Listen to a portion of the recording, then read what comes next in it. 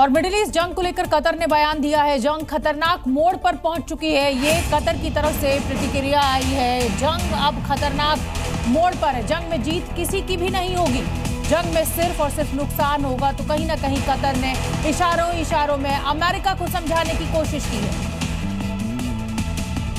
क्या अमेरिका ने अपनी दी हुई डेडलाइन से पहले ही ईरान पर हमले शुरू कर दिए हैं? ये सवाल इसलिए खड़ा हो रहा है क्योंकि ईरान के खार्ग द्वीप हमलों की तस्वीरें हमें मिल रही हैं। ईरानी मीडिया का दावा है कि धमाकों की आवाज यहां सुनी गई है।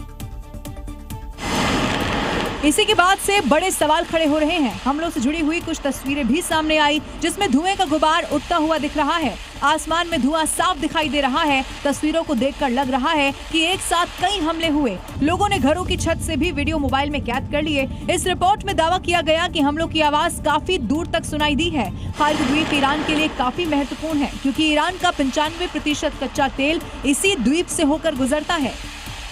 और डोनाल्ड ट्रंप इस द्वीप पर कब्जे की बात भी कह चुके हैं। अमेरिका ने ईरान के खिलाफ ऑपरेशन इपिक फ्यूरी लॉन्च कर दिया है और ट्रंप का कुछ घंटों के बाद अल्टीमेटम भी खत्म होने वाला है। यूएसएस अब्राहम लिंकन से अमेरिकी फोर्स के लड़ाकू विमानों ने भी उड़ान भर दी है और उधर खार्ग द्वीप पर हमला कहीं न कहीं इस बात की ओर इशारा कर रहा है कि अमेरिका ने खार्ग पर कब्जे के लिए तो ऑपरेशन शुरू नहीं कर दिया।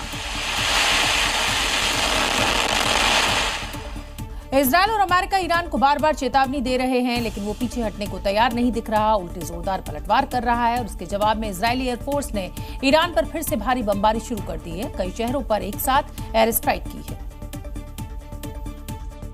और हर रात होने वाले हमले के उलट इस बार आईडीएफ के फाइटर जेट्स ने राजधानी तेहरान पर दिन में ही हमला बोल दिया, जिसकी वजह से तेहरान और उसके लगते सैटेलाइट सिटीज के आसमान धुआं हो गए। इजरायल ने शहराक, शिराज, पारचीन और मध्य तेहरान में एक के बाद एक बम गिराए। निशाने पर आईआरजीसी के सैन्य ठिकाने रहे। सबसे पहले इजरायली हमलों में तेहरान के पश्चिम में शाहराक क्षेत्र में स्थित इस्लामिक रिवोल्यूशनरी गार्ड कोर के एरोस्पेस फोर्स के मुख्यालय को निशाना बनाया। अब इसी के बाद शिराज में मौजूद खुफिया मंत्रालय के एक ठिकाने को ध्वस्त किया गया। इसी तरह पारचीन में भी एक रणनीतिक ठिकाने को निशाना बनाया गया। इन हमलों के बाद आईडीएफ ने एक वीडियो भी जारी किया जिसमें एयर स्ट्राइक से ईरान के ध्वस्त हुए ठिकानों का आंकड़ा बताया गया है।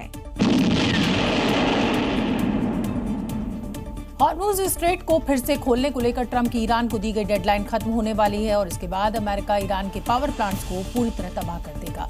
वहीं ईरान ने किसी भी तरह के समझौते से साफ इनकार कर दिया है। अमेरिका को शिकस्त देने के लिए फुल प्रूफ प्लान बनाता हुआ ईरान नजर आ रहा है। ईरान ने युवाओं को प्रमुख ऊर्जा केंद्रों के चारों ओर ह्यूमन चेन बनाने की गुजारिश की है। ईरानी मंत्री ने सभी एथलीटों, कलाकारों, छात्रों, यूनिवर्सिटी के छात्रों और उनके प्रोफेसरों से पावर प्लांट के चारों तरफ मानव श्रृंखला बनाने की अपील की है। इस जंग में दोनों तरफ से प्रेशर पॉलिटिक्स की जा रही है। उसमें एक तरफ अमेरिका की तरफ से जबरदस्त बमबारी की जा रही है, तो वहीं ईरान ये बताने की कोशिश कर रहा है कि अगर आप पावर प्लांट पर हमला करते हैं तो हमारे लोगों के ऊपर बमबारी करनी होगी, और अगर अमेरिका लोगों पर हमला करता है तो ये युद्ध अपराध होगा। तो क्या अमेरिका नरसंहार करके दुनिया के सामने विलन बनेगा? ऐसा कार्ड ईरान की तरफ से खेला जा रहा है।